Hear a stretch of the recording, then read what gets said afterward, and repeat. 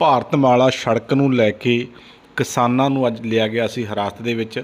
ਨਹੀਂ ਦਿੱਤੇ ਜਾ ਰਹੇ ਸਨ ਕਬਜ਼ੇ। ਬਠਿੰਡਾ ਦੇ ਡਿਪਟੀ ਕਮਿਸ਼ਨਰ ਨੇ ਕਿਹਾ ਕੋਈ ਹਿਰਾਸਤ 'ਚ ਨਹੀਂ ਲਿਆ, ਸਿਰਫ ਕੀਤੇ ਹਨ ਸਾਈਡ ਤੇ। ਬਠਿੰਡਾ ਦੇ ਪਿੰਡ ਦੁੰਨੇਵਾਲਾ ਵਿਖੇ ਭਾਰਤਮਾਲਾ ਸੜਕ ਨੂੰ ਚੌੜੀ ਕਰਨ ਦਾ ਜਦੋਂ ਕੰਮ ਸ਼ੁਰੂ ਹੋਇਆ ਤਾਂ ਇਹਨਾਂ ਕਿਸਾਨਾਂ ਨੇ ਉਸ ਦਾ ਵਿਰੋਧ ਕੀਤਾ ਤੇ ਇਹਨਾਂ ਨੇ ਉੱਥੇ ਧਰਨਾ ਲਗਾ ਦਿੱਤਾ ਗਿਆ। ਪੁਲਿਸ ਵੱਲੋਂ ਇਹਨਾਂ ਨੂੰ ਚੱਕਿਆ ਗਿਆ ਤੇ ਹਿਰਾਸਤ ਵਿੱਚ ਲਿਆ ਗਿਆ। ਲੇਕਿਨ ਬਠਿੰਡਾ ਦੇ ਡਿਪਟੀ ਕਮਿਸ਼ਨਰ ਨੇ ਕਿਹਾ ਇਹ ਇਹਨਾਂ ਦਾ ਆਪਸੀ ਮਾਮਲਾ ਹੈ ਤੇ ਇਸ ਕਰਕੇ ਇਹਨਾਂ ਵੱਲੋਂ ਪ੍ਰੋਜੈਕਟ ਰੋਕਿਆ ਜਾ ਰਿਹਾ ਹੈ। ਅਸੀਂ ਇਹ ਪ੍ਰੋਜੈਕਟ ਬਿਲਕੁਲ ਵੀ नहीं रोकांगे ਤੇ ਸਾਡੇ ਵੱਲੋਂ ਕੋਈ ਵੀ ਕਿਸਾਨ ਹਿਰਾਸਤ ਦੇ ਵਿੱਚ नहीं लिया गया, सिर्फ उन्होंने साइड ਤੇ ही ਕੀਤਾ है। जो भारत परिमाला योजना है अपनी, इसमें अमृतसर जामनगर कॉरिडोर का पार्ट है जो कि लगभग 61-62 किलोमीटर का टोटल स्ट्रेच है। इस स्ट्रेच में हमने पहले 37 किलोमीटर जो है वो पहले ही NHAI को पोजीशन दिया हुआ है। उसके बाद कुछ जगहों पे किसानों की कुछ परेशानियां थी तो मैंने पर्सनली उनके साथ में 4-5 मीटिंग्स की और तब हमारी ये सहमति बनी थी कि इन जगहों पे अब हमें कोई इशू नहीं है। जैसे किसी जगह पे रास्ते का इशू है, पानी का कैसे रहेगा, वो सारी चीज़ें, या मोटर्स की शिफ्टिंग का है, फिर सारे इन्होंने ये बताया कि आप स्ट्रक्चर्स का कंपनसेशन जो है वो अवार्ड पास कर दीजिए, तो उसके बाद जो है हमें कोई आशंका। तो स्ट्रक्चर्स का भी अवार्ड हमने पास कर दिया और पेमेंट्स भी काफ़ी सारे लोगों को मिल गई। अब इशू ये है कि ये कोई सारे किसानों का कॉमन इशू नहीं है। अब कई जगहों पे इशू ये होता है कि दो भाइयों का आपस का पार्टीशन का केस चल रहा है या सांझे खेवड़दारों का आपस का पार्टीशन का केस चल रहा है। वो ये कहते हैं कि जब तक हमारा पार्टीशन का मसला हल नहीं हो जाता तब तक आप कब्जा नहीं लेंगे।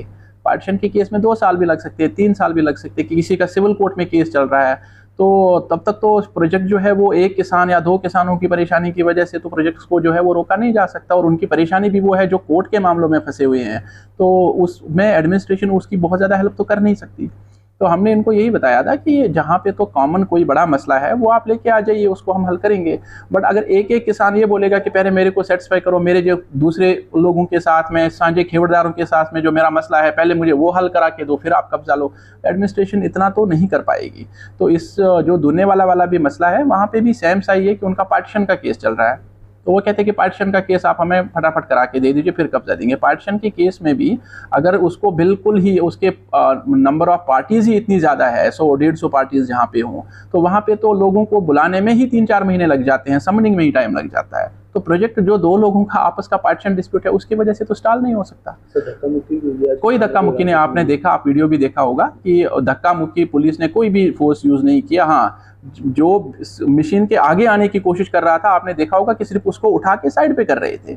और वो पुलिस की उतनी नैतिक जिम्मेवारी भी है कि इतना इंपॉर्टेंट प्रोजेक्ट हो जहां पे हम लगभग 600 करोड़ 650 करोड़ रुपया किसानों में मुआवजे का बांट चुके हैं, 650 करोड़ रुपया बांट चुके हैं। उसके बाद एक किसान ये बोले कि नहीं मेरे को आप साइड पे नहीं करोगे, मैं प्रोजेक्ट को आगे नहीं चलने दूंगा, ऐसे तो फिर देश में एक काम भी नहीं होगा, फिर तो कोई भी काम नहीं हो पाएगा। अगर हम इस तरीके से बोलेंगे कि एक एक बंदे को जाके घर में जाके उसको खुश करना है, तो हम जहां पे भी किसी का जायज इशू है उसमें एडमिनिस्ट्रेशन है। मैंने जैसे बताया कि मैं पिछले 6 महीने से हम रुके हुए थे, हमने कोई पोजीशन नहीं लिया। एक एक करके इनके साथ में 8-10 मीटिंग्स की हुई है और सबको समझाया है कि इसमें और कोई जितना हमसे हो सकता था, जो गुंजाइश थी कानूनी तौर पे हम कर चुके हैं। और भी कोई सहायता की जरूरत होगी हम जरूर करेंगे। बट जो इनके आपसी विवाद है, उन आपसी विवाद की वजह से एडमिनिस्ट्रेशन क्यों सफर करेगी? सर, अरेस्ट किए? कोई अरेस्ट नहीं किए हैं, इनको जो है साइड पे किया गया था। अब उनके साथ में मीटिंग हो रही थी, वहां पे समझाने की कोशिश की थी, तो काफी हद तक वो थोड़ी चीजों पे एग्री कर गए। उसके बाद उन्होंने बोला कि डीसी साहब से मिलना चाहते हैं, वापस आ जाएंगे, मिल लेंगे, क्लियर हो जाएगी। हमारी तरफ से अब डन है।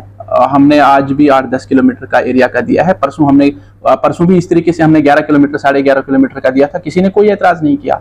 ये जो 1-2 गाँव है इनमें 2 लोगों के या 4 लोगों के आपसी विवाद है, तो वो आपसी विवाद की वजह से वो सरकारी प्रोजेक्ट को रोकना चाहते हैं कि सरकार हमारे आपसी विवाद को सुलझाए। तो हम सब सरकार से आपसी विवाद को तो सुलझा नहीं सकती। जो आपका कोर्ट में डिस्प्यूट है वो आप आपस में हल करिए, सरकार के प्रोजेक्ट को ना रोक। इस तरह किसान लगातार कह रहे हैं कि किसान जो राजनीतिक नेता है उनकी जगह अगर आ रही है तो उन्हें करोड़ों रुपए दिया जा रहा है।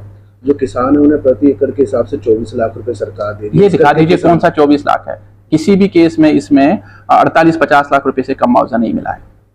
और आपको भी पता है कि गाँव में रेट क्या है, और 48-50 लाख रुपए से कहीं पे भी कम नहीं है। वो आप ये दिखा दें, जो भारतमाला, जो ये खासकर अमृतसर जामनगर कॉरिडोर है, इसमें जो तो सड़क के साथ जमीन आती है उनका 72 लाख रुपया मिला हुआ है, जो तो पीछे की तरफ जमीन आती है उसका 48-50 लाख रुपया मिला हुआ है।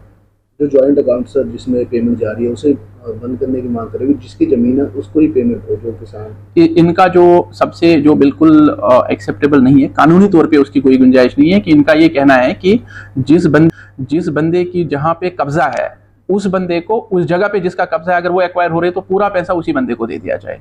कानून ये कहता है कि जिसकी मालिकी है, मालिकी के हिसाब से पैसा देना चाहिए। तो सर हम तो इस बेसिस पे, इनका जो मेजर इशू है वो यही है कि आप कब्जे के हिसाब से पैसा दो, मालिकी के हिसाब से नहीं। वो हमसे नहीं हो पाएगा क्योंकि वो बड़ा इशू है। अगर इस तरीके का इशू ये कानून में कोई चेंज लाना चाहते हैं तो वो सरकार के साथ में बाकी सारे गवर्नमेंट ऑफ इंडिया का एक्ट है वहाँ पे टेकअप करें ये मैटर। डिस्ट्रिक्ट लेवल पे इस तरीके का इशू सॉर्ट आउट नहीं किया जा सकता।